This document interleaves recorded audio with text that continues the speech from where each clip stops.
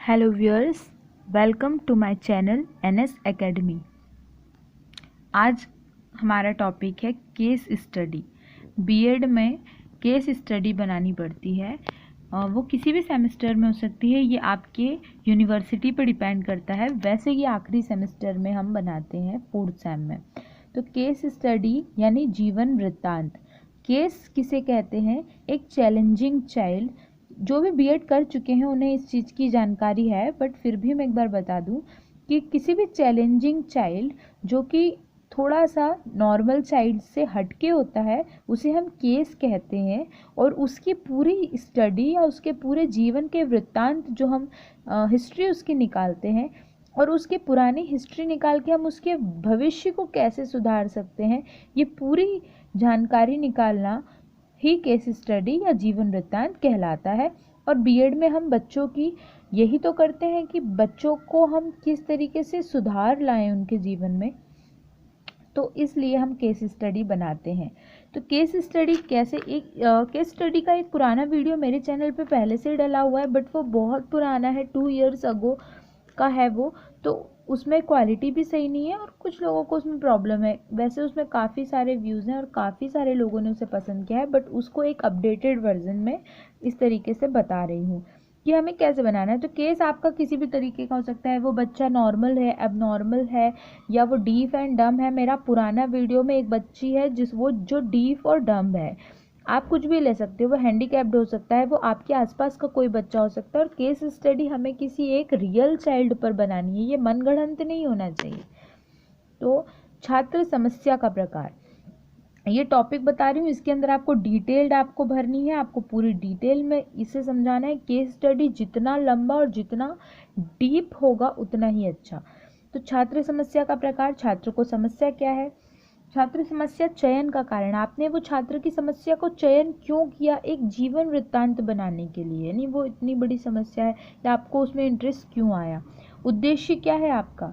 And 4th है छात्र का विवरण। इन छात्र के विवरण के अंदर ये सारे टॉपिक आपको लिखने हैं, जिसमें उसका नाम, उसकी कक्षा, उसके पिता का नाम, माता का नाम, उसकी जन्म तिथि, उसकी आयु, उसके विद्यालय का नाम, छात्र की पसंद, छात्र की नापसंद, उसकी विशिष्ट आदतें, परिवार के सदस्यों से उसके कैसे संबंध हैं, उसका एड्रेस, समस्या का स्वरूप क्या है, जानकारी का स्रोत, आपको जानकारी कहाँ से लगी कि एक ऐसा बच्चा है।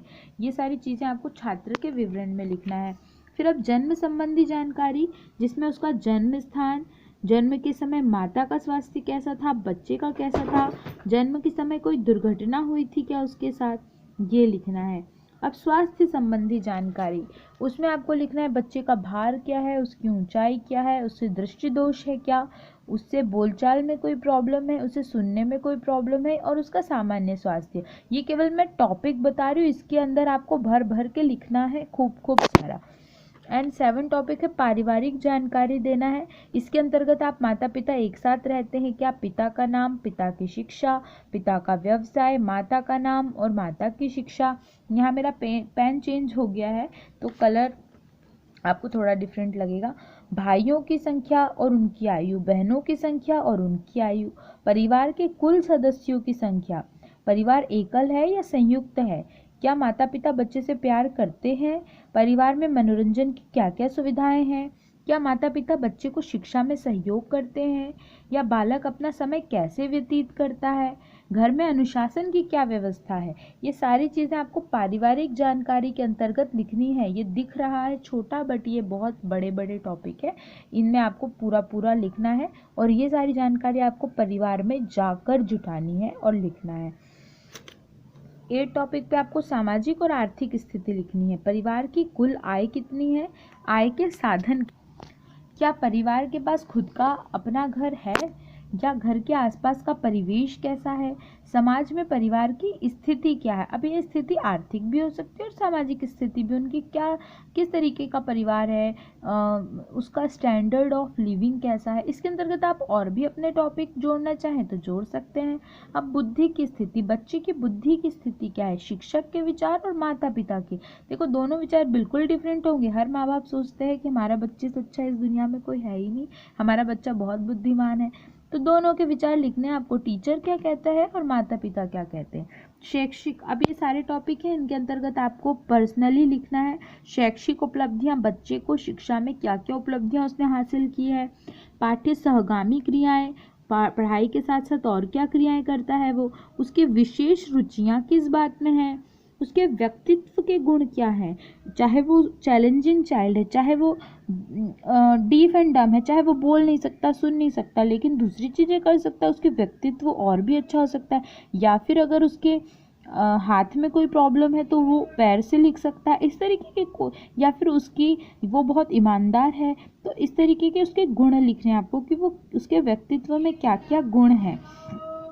एक लिखना है आपको विश्लेषण एवं निष्कर्ष, यानी आपने ये पूरा जो भी बनाया केस स्टडी, उससे आपने क्या विश्लेषण निकाला, उसको आपने क्या समझा, और आखिरी में निष्कर्ष क्या निकाला आपने, और फिर अंतिम में लिखना है आपको सुझाव कि ये सारी चीज़ें पढ़ के आप उसको और उसके बालक के विकास के लिए क्या क्या सुझाव देंगे, ताकि उसका और अच्छे से व्यक्तित्व विकास हो, उसकी पढ़ाई अच्छे से हो, या उसकी जो चैलेंज है उसकी ज़िंदगी में, जो एबनॉर्मलिटीज़ हैं, उसे कैसे कम किया जा सकता है, ये सारे सुझाव आपको देना है। तो इस तरीके से आपका केस स्टडी कंप्लीट होता है। ये 15 टॉपिक है और ये फॉर्मेट बहुत सही है, विक्रम यूनिवर्सिटी का फॉर्मेट है। और आपकी भी अगर अलग कोई फॉर्मेट हो और अगर आपको केस स्टडी से रिलेटेड कोई क्वेश्चन पूछना हो तो कमेंट कीजिए। और इसी तरीके का एक केस स्टडी, ये जो टॉपिक है इनके अंदर पूरा विद डिटेल्ड केस स्टडी मेरे चैनल पे आपको मिल जाएगा। Thanks for watching, and video को लाइक करना, सब्सक्राइब करना, बेल आइकन को प्रेस कर देना।